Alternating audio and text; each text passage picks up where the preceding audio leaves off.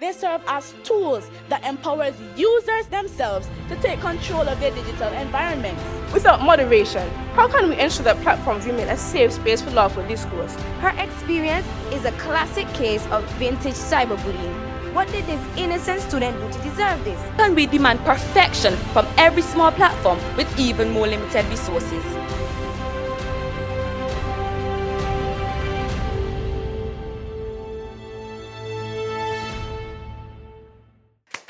Good evening and welcome to the semi-final round, encounter 2 of the 2025 Caribbean Union Bank Intersecondary School Debate Series. Tonight's debate promises to be informative and engaging as two of our top schools go head-to-head to argue a motion that strikes at the very core of communication and responsibility in this digital age. The motion to be debated is: social media platforms should be held legally responsible for the results of unchecked cyberbullying. The motion again is: social media platforms should be held legally responsible for the results of unchecked cyberbullying. This evening, both teams are well prepared to present their arguments with sound reasoning, strong evidence, and persuasive delivery. Now, it's time to meet our teams. We have two outstanding schools, the Clear Hall Secondary School, who will be proposing this evening, and the Seventh-day Adventist Secondary, who will oppose this evening's moot. We will now meet our debaters, and we begin with the proposing team, the Clear Hall Secondary School. Good evening. My name is Catherine Pimentel. I am representing the Clear Hall Secondary School, and I am the first speaker. Good evening. My name is Daisha Henry, representing the Clay Hall Secondary School, second speaker. Good evening. My name is Tamari Swift, representing the Clay Hall Secondary School, and I'm the standby first speaker. Good evening. My name is Maisha Trotman. I'm representing the Clay Hall Secondary School, and I'm the second standby speaker. Kindly welcome Team Clear Hall Secondary.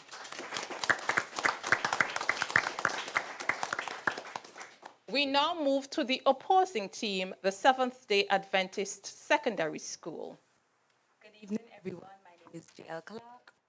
I'm from the Seventh-day Adventist Secondary School, and I will be the first speaker.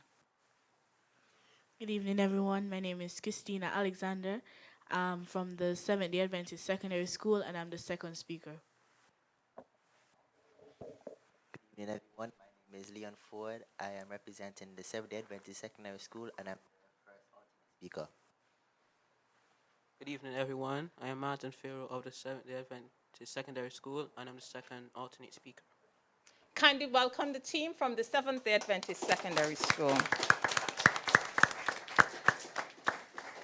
We have met our debaters, and it's now time to meet our judges. Adjudicating our debate this evening is a distinguished panel who will evaluate each side based on their presentation, delivery, rebuttal strength, and teamwork.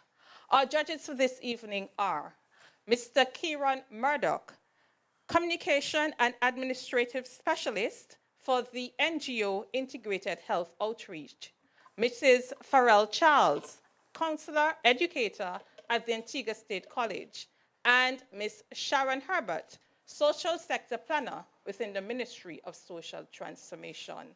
And our alternate judge for this evening is Mr. Ursel Charles Jr., who is our Chief Judge for this year's series. Please welcome our panel of judges.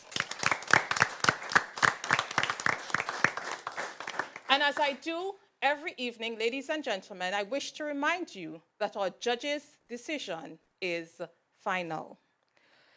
Here is a gentle reminder of this evening's debate format. Each team consists of two speakers. First speakers have 5 minutes to present their arguments, while second speakers have 3 minutes.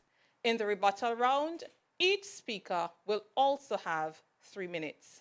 The bell will sound once at the 4-minute mark and twice at the 5-minute mark for first speakers, and for second speakers, the bell will sound once at the 2-minute mark and twice at the 3-minute marks for each second speaker. The same is repeated for the rebuttals. Our official timekeeper for this evening is Miss Aisha Lynch. Please welcome our timekeeper.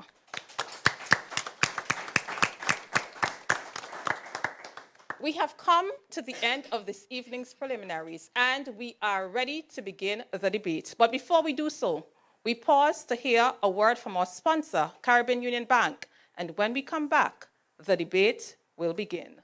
Please stay with us.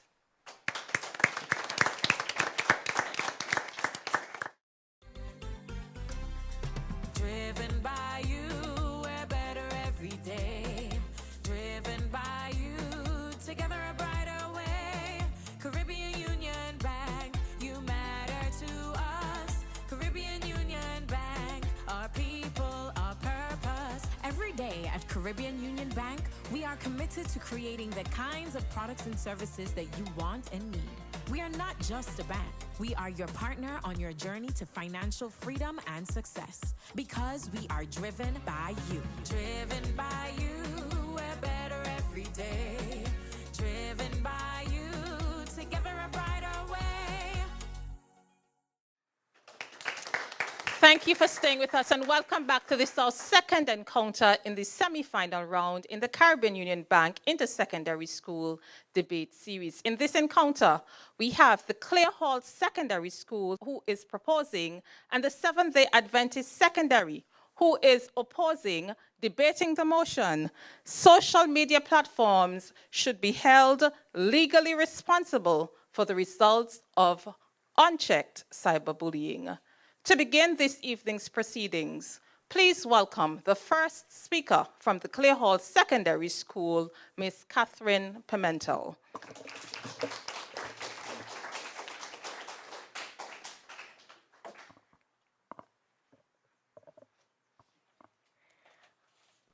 My colleague and I are here to propose the motion, social media platforms should be held legally responsible for the results of unchecked cyberbullying. Permit me to define the key terms. According to the Merriam-Webster Dictionary, social media platforms refer to electronic communications, such as websites or applications where users can interact and share content. Legally responsible means being liable or accountable for one's actions according to the law. Results implies something that ensues as a consequence or outcome. Unchecked means not restrained, controlled, or hindered. Cyberbullying is defined as the electronic posting of mean-spirited messages to harass or threaten someone. Madam Moderator, my esteemed opponents, distinguished judges, listening and viewing audiences, good evening. The moot requires that we objectively adjudicate the liability of social media platforms' unfiltered digital pro-bullying content. Immediately, we declare our agreement.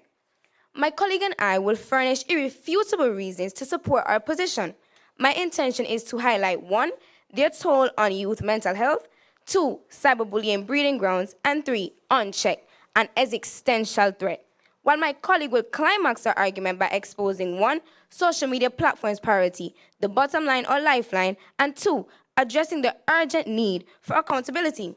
First, Madam Moderator, social media's toll on youth mental health is not only real, but disastrous. Case in point, the Antigua newsroom in an article captioned, Antigua State College student bullied non-stop.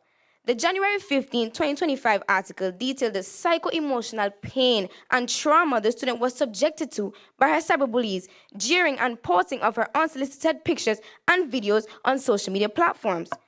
Worthy opponents, can you for a moment appreciate the potential, irreversible damage to the psyche caused by such merciless abuse? Such assailing and assaulting lead to self-loathing, isolation, and tragically even to suicidal ideations. Her experience is a classic case of vintage cyberbullying. What did this innocent student do to deserve this? Dear opponents, do you know it's perhaps more egregious than this victim of cyberbullying? Is anyone daring to oppose making social media legally responsible for facilitating such toxic, unchecked content for hurting or possibly ruining lives? Really? Just horrible. Relatedly, the West India Medical Journal article, Bullying and Mental Health Among Caribbean Adolescents, revealed that of the 6,780 participants, 25% reported sadness and hopelessness, 10% reported anxiety, and 15% considered suicide. Honorable judges, the verdict is in. This cannot go unchecked. The insurmountable psychological impact of cyberbullying is compelling. These platforms must now be held accountable for recklessly and callously turning a blind eye on mental carnage being inflicted on our users. Second, worthy opponents, is it necessary for me to echo the undeniable fact that permeates the news and social media? Social media has become a breeding ground for cyberbullying. Daily tragic stories of online harassment, intimidation, and bullying flood our news outlets. Madam Moderator, consider the boundless geographical reach of Facebook, TikTok, and Instagram. Individuals can spread harmful content without immediate repercussions affecting the well-being of others. In fact, in an August 2017 article in the Daily Observer newspaper titled, "Police Says Victim of Cyberbullying Suffer in Silence," Corporal Rigby, cyber forensic investigator, stated that hundreds of adults and teens continue to suffer in silence due to the actions of others who post false and offensive materials about them on the internet. Imagine this, honorable judges. Among Caribbean islands, according to UNICEF 2018, Jamaica emerges as the top spot for cyberbullying, with 43% of the adolescents encountering cyberbullying. Madam Moderator, this statistic exposes the nexus between social media platforms and the proliferation of cyberbullying. Worthy opponents, this cool act should not be ignored. I dare say it is the duty of lawmakers to hold social media platforms accountable and create safer online environments for our vulnerable children. The evidence is conclusive. Enough is enough. It is time we decapitate the cyberbullying monster. Third, social media unchecked poses an existential threat. Cyberbullying is a rapidly growing problem that has become a literal existential threat to our youth and even adults. The human cost of cyberbullying is incalculable. Worthy opponents, it is the fact that the social media platforms have a responsibility to protect their users from cyberbullying. There must be comprehensive legislation making social media platforms culpable for incubating cyberbullying content, which will undoubtedly eradicate the massive existential threat it poses. A word of caution is in order. Lest we delude ourselves into thinking that cyberbullying is only a North American social phenomenon, just remember, social media permeates the World Wide Web. Practically every teenager in Antigua and Barbuda has access to toxic and lethal cyberbullying content in the palm of their hands via their smartphones. Legislators, it's time to play catch-up. I thank you.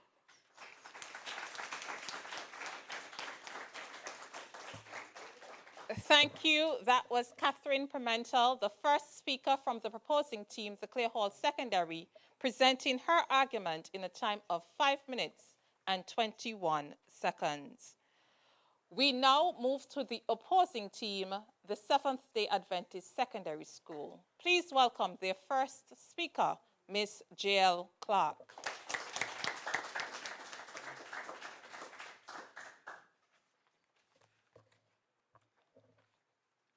Madam Moderator, esteemed judges, worthy opponents, listening and viewing audience, good evening. Would you blame Flo for a prank call? Sounds ridiculous, right? In the same way, should we really hold social media platforms legally responsible for the harmful actions of individuals who choose to cyberbully others? While cyberbullying and its results are serious and heartbreaking issues, we firmly oppose the mood that social media platforms should be legally responsible for the results of unchecked cyberbullying. Before we continue, let us define the key terms. Cornell University Legal Information Institute defines social media platforms as online services that allow users to create, share, and view content to an account. Oxford Journal of Legal Studies defines being legally responsible as being liable for damages caused. And Merriam-Webster Dictionary defines results as a consequence or effect of something and refers to unchecked and cyberbullying as unverified electronic postings of mean-spirited messages about a person, that is, harassment or abuse that is not flagged or addressed. Using these definitions, I will show the damaging, unintended consequences of holding social media platforms legally responsible for cyberbullying, and my colleague will show why responsibility must start with the user, not the platform. Firstly, imposing legal liability on social media platforms for cyberbullying may place an unsustainable financial burden on smaller platforms and tech startups, especially in smaller economies like Antigua. Most Caribbean nations have emerging tech industries still in developmental stages. If strict legal obligations for content moderation were introduced, local entrepreneurs developing digital platforms could find themselves unable to afford the infrastructure or legal teams needed to comply. For instance, Janelle James, a young Antiguan developer, created a local forum app designed for community engagement. She notes that the initial cost of the app already exceeds $30,000. If her platform were legally liable for every incident of cyberbullying, she would need to monitor all user content, hire moderators, implement AI detection tools, and establish a rapid response system, just like billion-dollar tech giants. This level of compliance is simply unaffordable for small startups and could crush innovation before it ever gets off the ground. Secondly, my worthy opponents might argue that tackling cyberbullying is as simple as programming platforms to flag and remove specific harmful words. At face value, this sounds straightforward. However, it grossly oversimplifies the nuanced nature of online speech and detecting cyberbullying. Mark Zuckerberg, CEO of Meta, testified before the US Congress in 2018 and again in 2021, highlighting the immense difficulty of accurately detecting harmful language. As he stated, and I quote, determining whether something is hate speech is very linguistically nuanced. It requires understanding not just the words, but the context in which they were said. What one person sees as bullying, another might interpret as harmless teasing or a passionate opinion. Algorithms are not mind readers and struggle with detecting cyberbullying. If billion-dollar tech companies with advanced AI struggle with this, how can we demand perfection from every small platform with even more limited resources? My worthy opponents, while legal accountability for platforms may seem like a foolproof solution on paper, in practice, it risks being a death sentence to the very innovation that developing nations like Antigua are striving to nurture. Furthermore, holding platforms legally liable opens the door to abuse of power by governments and corporations. A recent UNESCO brief reported by foreignpress.org highlights how some governments misuse legal systems to stifle media freedom through vague laws like defamation. Extending similar liability to social media platforms risks enabling the same abuse against online providers. Madam Moderator, consider President Donald Trump's 2020 threat to repeal Section 230 of the Communications Act, a law protecting platforms from liability for user content. As reported by Anshu Sirapopu of the Council on Foreign Relations, this was widely viewed as an attempt to pressure platforms into moderating content in favor of his administration. Here in Antigua and Barbuda, our Electronic Crimes Act of 2013 contains similar protections, shielding service providers from liability for user-generated content. Do we really want to dismantle those protections and risk weaponizing the law against social media outlets? In conclusion, Madam Moderator, we must carefully consider the implications of imposing legal liability on social media platforms for cyberbullying. Do we truly want to live in a world where innovation is punished before it begins? I respectfully submit that we do not. Thank you. Thank you. Please give her another round of applause. That was J.L. Clark, the first speaker from the opposing team, the Seventh-day Adventist Secondary, and she presented her argument in a time of 5 minutes and 2 seconds. With the first round of speeches concluded, we now turn to the second speakers, and we begin with the second speaker from the Clay Hall Secondary School. Please welcome Ms. Daisha Henry.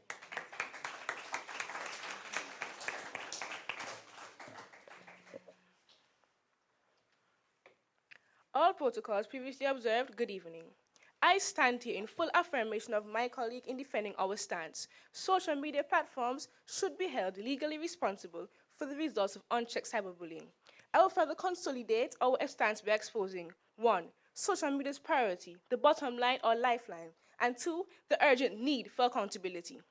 First, let us examine social media platforms' priority, the bottom line or lifeline. Worthy opponents, do you know that unfortunately, the #1 priority of most social media CEOs is unshamedly money, the bottom line? The Massachusetts Commonwealth observes, CEOs know that social media is unsafe for youth engagement, but exploit them for pure financial gain. In other words, their bottom line supersedes the need to provide a lifeline to safeguard children from the harmful power of cyberbullying. Worthy opponents, Isn't it especially disconcerting, even diabolical, that social media's obligation to its shareholders takes precedence over its moral obligations to protect our children from cyberbullying? According to a 2022 study from Harvard Chan School of Public Health, it was revealed that 6 major social media platforms generated a whopping US $1 billion from their users. Madam Moderator, could it be that these CEOs are so obsessed and preoccupied with making money that they have become so unconscionable of the detrimental consequences of cyberbullying? Honorable judges, the platform have gotten a free pass for far too long. Social media CEOs' fixation with the bottom line has deprived our children from a safety lifeline, resulting in innumerable cyberbully flatlines, which are fatalities. Second, accountability is critical. Madam Moderator, we cannot allow the toxic online environment to continue to flourish. It is necessary to move beyond simply flagging false information or suspending accounts. Our policymakers must ensure that stricter laws and harsher penalties are enforced. Honorable judges, the Center for Disease Control reported that between 2008 and 2018, there's a 57% increase in teen suicide and a spike in eating disorders and self-harm. According to a 2022 study by the Pew Research Center, of nearly 750 13 to 17-year-olds found that 97% of teens use the internet daily, and 35% of teens use one social media app constantly. Madam Moderator, these revealing statistics should confirm the cyberspace are heavily trafficked, exposing men to cyberbullying. Honorable judges, truth be told, unregulated platforms have become havens for cyberbullying, hate speech, and disinformation.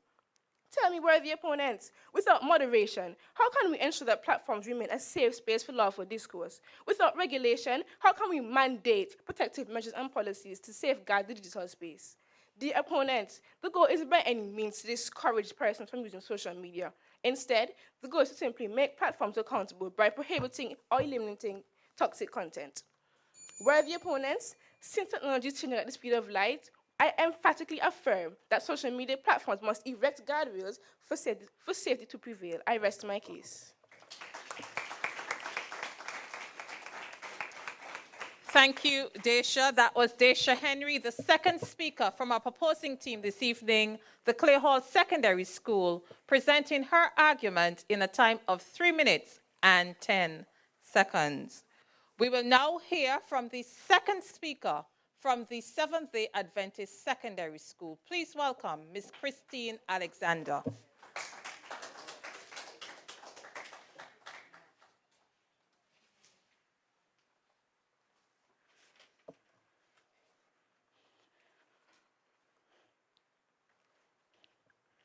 Madam Moderator, all protocols being already established, good evening, everyone. I wholeheartedly support my colleague's compelling case establishing the damage that legal liability for social media platforms would cause.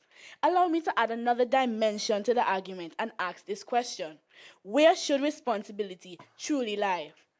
The Electronic Crimes Act of 2013 in Antigua and Barbuda makes this distinction clear. As noted by Kerry and Knowles Charles, this legislation already provides meaningful consequences for cyberbullying. It imposes penalties of up to 200,000 Eastern Caribbean dollars and prison sentences of up to 3 years for offenders. These legal provisions make one thing evident. The individual perpetrator, not the neutral platform, is held accountable under the law. This distinction is deliberate. The law recognizes social media platforms as conduits and not publishers of the content that users generate. To place legal liability on the platform rather than the person actually engaging in the harassment would be to punish the medium rather than the message. Madam Moderator, you simply cannot legislate common sense. Ryan Romero, in an article entitled Addressing Cyberbullying, acknowledges the measures that platforms already take to fulfill their duty of care and address cyberbullying. Most mainstream platforms, such as Facebook, Instagram, TikTok, and even smaller community forums, have implemented features to report abuse, block users, and filter harmful content. While these systems are not perfect, they serve as tools that empowers users themselves to take control of their digital environments. If these tools are underutilized, is it fair to put the blame solely on the platform? In addition, we must examine the role that education, parental guidance, and community awareness must play in shaping respectful digital behavior. Research further supports the view that digital literacy and education are far more effective tools in curbing cyberbullying than punitive legislation targeting platforms.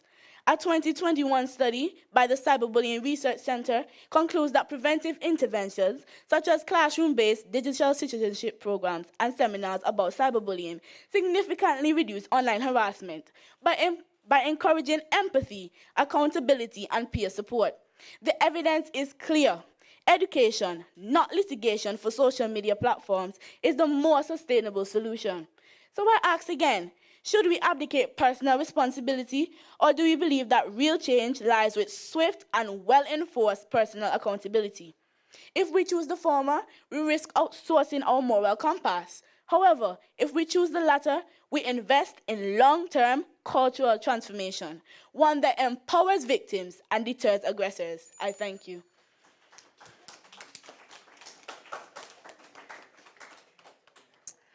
Thank you, Christina. That was Christina Alexander, the second speaker from the opposing team, the Seventh-day Adventist Secondary School, presenting her argument in a time of 3 minutes and 1 second. Please, a huge round of applause for the debaters and the efforts made in the prepared presentations.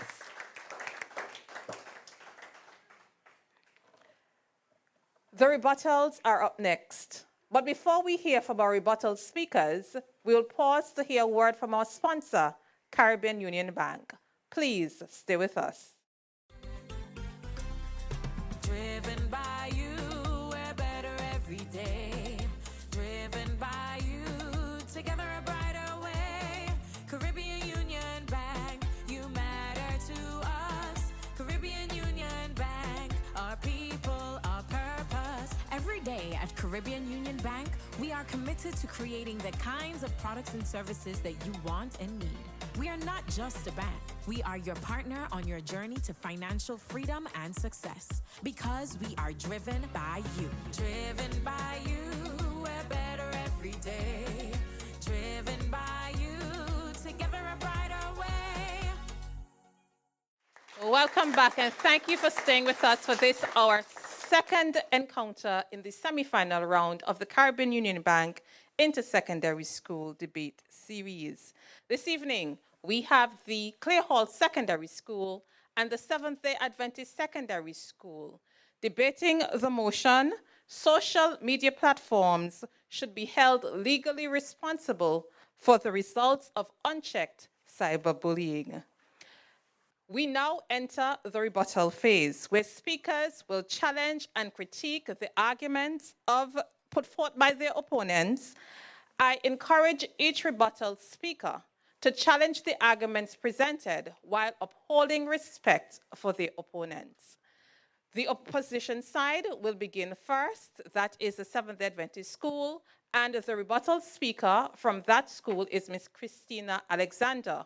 Then we will hear from the proposing team, the Clay Hall Secondary School, and Ms. Catherine Pimentel will present rebuttal argument on the side of her team. Rebuttal speakers, you have a maximum time of 3 minutes in which to make your argument. A bell will sound once at the 2-minute mark and twice when your allotted 3 minutes would have expired. Now, let's begin our rebuttals. And we will hear from the rebuttal speaker from the Seventh-day Adventist Secondary School. Please welcome Ms. Christina Alexander.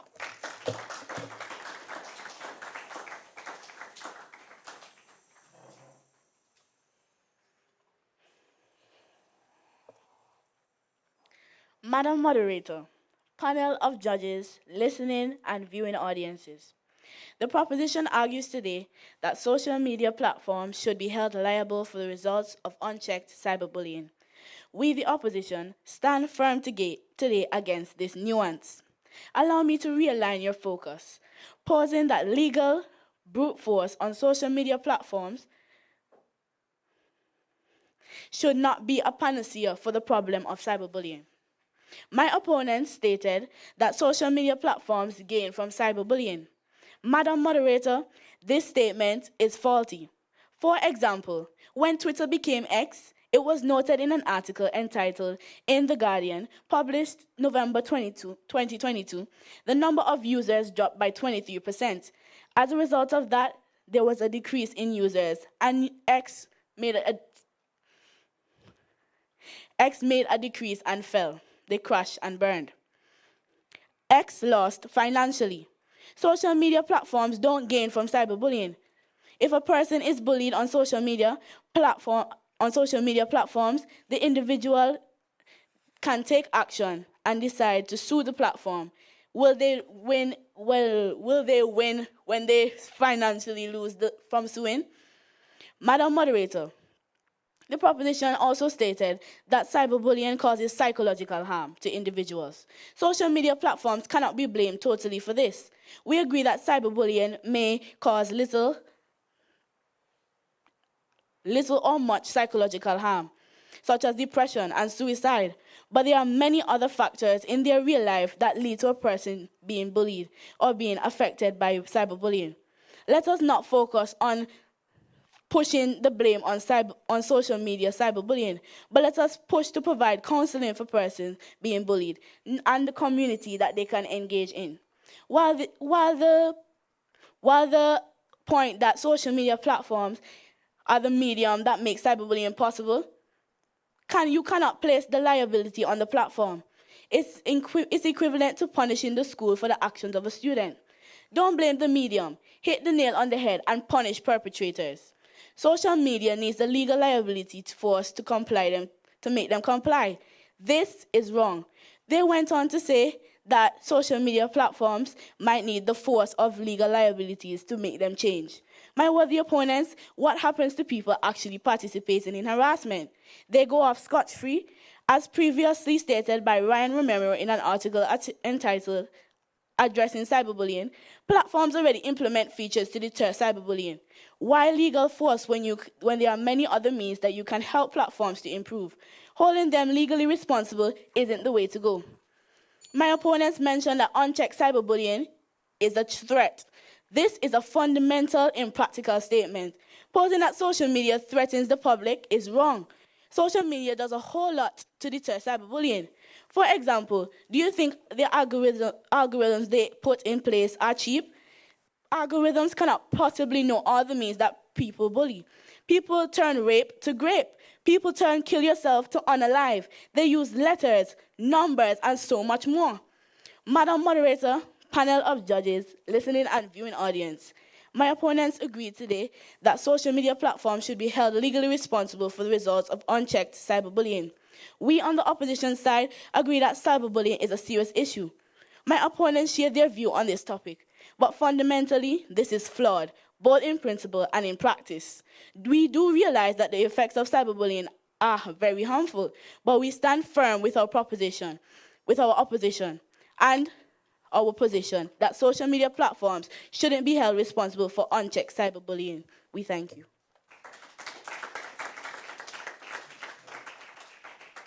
Thank you, Christina. That was Christina Alexander presenting rebuttal arguments on behalf of the opposing team, the Seventh-day Adventist Secondary, and she did so in a time of 4 minutes and 7 seconds. We will now hear from the rebuttal speaker from the proposing team, the Clay Hall Secondary School. Please welcome Ms. Catherine Pimentel.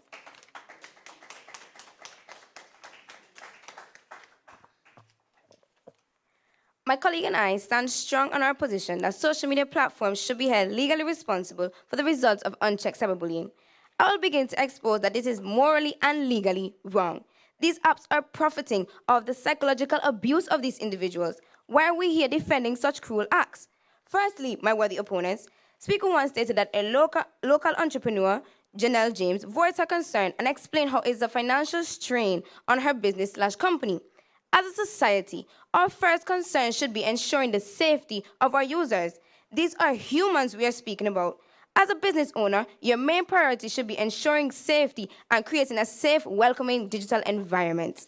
Second, worthy opponents, First Speaker also stated that this can create or simply be financially impossible for apps such as Facebook, Instagram, and Twitter to implement such effectively advanced infrastructures.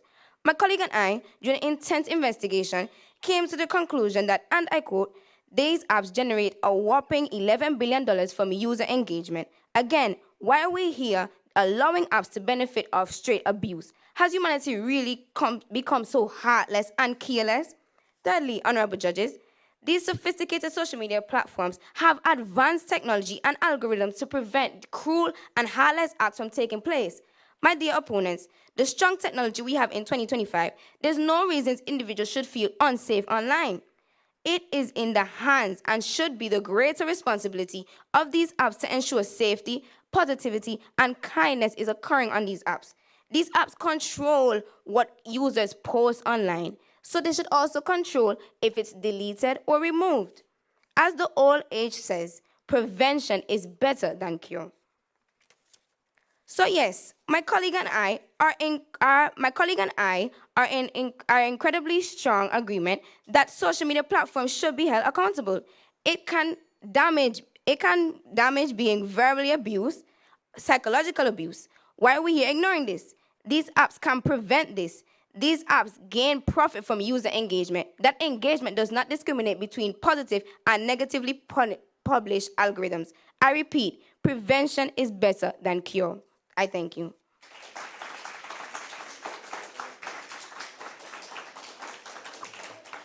Thank you. That was Ms. Catherine Pimentel presenting rebuttal arguments on the side of the proposition this evening, the Clay Hall Secondary, and she did so in a time of 2 minutes and 21 seconds. A well-earned round of applause for both teams for their efforts made in this evening's debate. It is now time for the judges to deliberate. Who will secure the final spot in the finals for this year's debate competition? Will it be the Clay Hall Secondary School or the Seventh-day Adventist Secondary School? Please stay with us and you will find out after we would have heard these words from our sponsor, Caribbean Union Bank.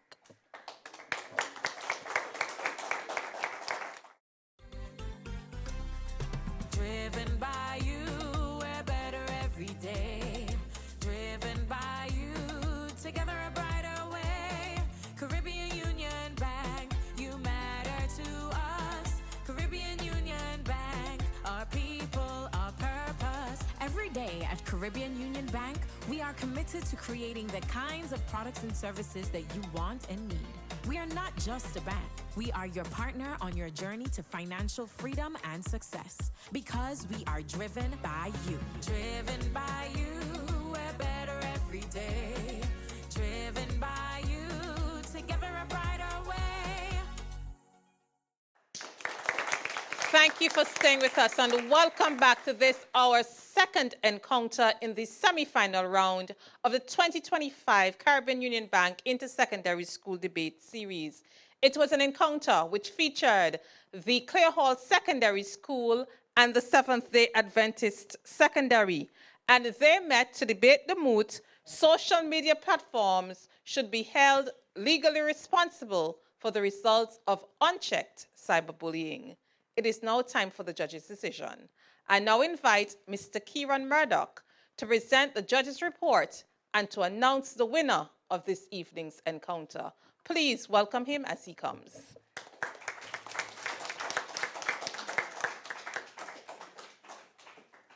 Good afternoon. No, it's night. Good evening, ladies and gentlemen, or good night, rather.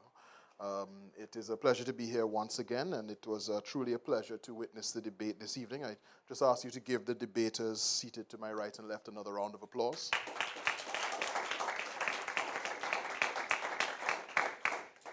I will attempt to be brief in delivering this evening's judge's report. We were very much impressed with the quality of this evening's debate. We thought that both teams represented their schools very, very well. And there were a number of positives which we wish to mention. We thought that the subject matter was fairly well explored, which is something that debaters sometimes struggle with, but we saw in this instance that a serious effort was made to properly address the subject matter in all its different dynamics and scope. So a round of applause once again for that. we were also quite impressed with the level of referencing, which is also something that we look for and which is important in terms of building the quality of your argument, demonstrating that you've done research, and also assisting in being convincing, the fact that you're able to back up your various points with different sources. One thing which we do want to reinforce for all debaters who may ever find themselves at this podium is that you should always be wary of citing a source but not necessarily providing context as to its relevance. So for example, you may quote me, Kieran Murdoch, in relation to any specific subject matter, but unless you explain that I am an authority on that subject, it may be lost, you know? So you don't want to say in an argument where you may be speaking about, I don't know, why trees should not be uprooted. You say Kieran Murdoch said X, Y, Z, but who is Kieran Murdoch? Is he an authority on that subject matter? So it's always important when you are mentioning a source, especially if you are quoting somebody who's written an authoritative article or a journal piece or anything of that nature, we are aware of the fact that you don't have a lot of time, so you know, you're trying to cut out as many words out of your speech as possible, but it's important that you make clear that whoever you're referencing is an authority on the subject matter, and that's why you're referencing them. In terms of the actual delivery, again, really pleased in terms of the strength of the presentations we saw here this evening. Would just venture to caution persons in terms of your delivery, the pace of your delivery, to try and avoid the speed. I mean, just, you know, try not to be too fast. Sometimes that can cause a bit of an issue. Anyway, enough talking from me. I'm going to get into the results of this evening's debate. In terms of the better and best debater, the better debater for the proposition Clare Hall Secondary School this evening, we found was Miss Catherine Pimenta.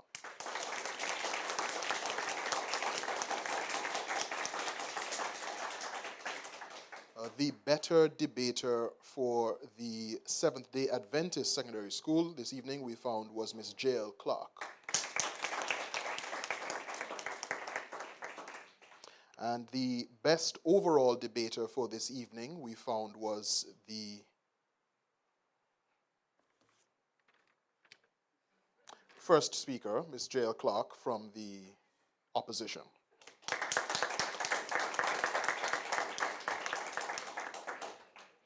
And now for the scores, with an average score of 71.8, we have the Clare Hall Secondary School.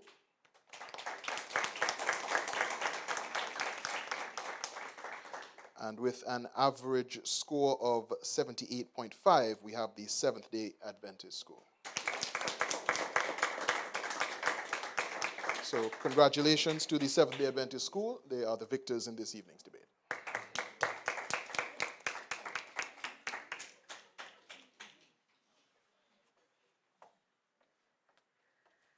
Thank you, Mr. Murdoch, and a huge round of applause for our judges this evening.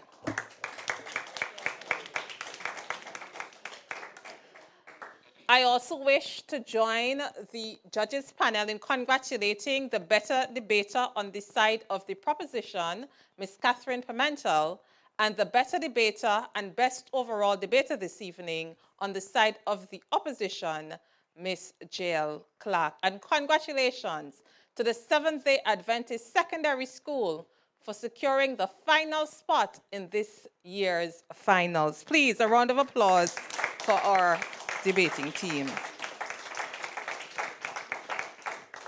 We will now hear final words from each team, and we begin with the proposing team, the Clare Hall Secondary School. Please welcome Ms. Daisha Henry to present remarks on behalf of her team.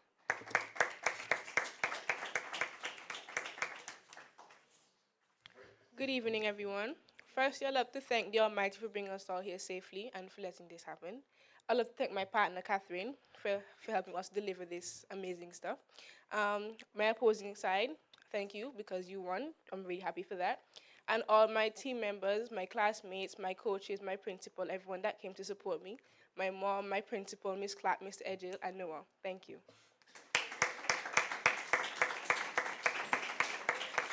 Thank you, Daisha. Made sure to mention Noah this evening. All right, we'll now hear final remarks from the opposing team, the Seventh-day Adventist Secondary School, and I now invite Miss Jill Clark to come forward to offer remarks.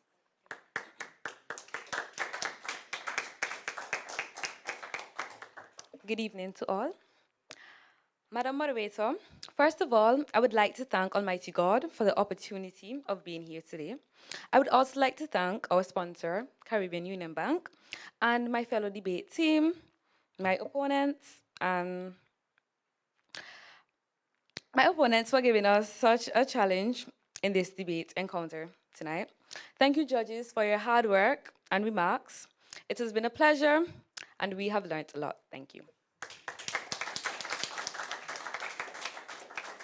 Thank you, Jill, and thank you to you, our listening and viewing audiences, for being with us this evening. Before we conclude, remember, through debate, we sharpen our minds, strengthen our voices, and learn the true power of respectful and informed dialogue. Join us next time as we culminate our exciting journey toward crowning the 2025 Caribbean Union Bank Inter-Secondary School Debate Series champion. The final two teams, St. Joseph's Academy and the Seventh-day Adventist Secondary, will debate the motion. Antigua and Barbuda is ready to integrate artificial intelligence into all secondary and tertiary institutions. Until then, I have been your moderator, Alicia Knowles. Thank you for being a part of this evening's debate. Have a great evening and God bless.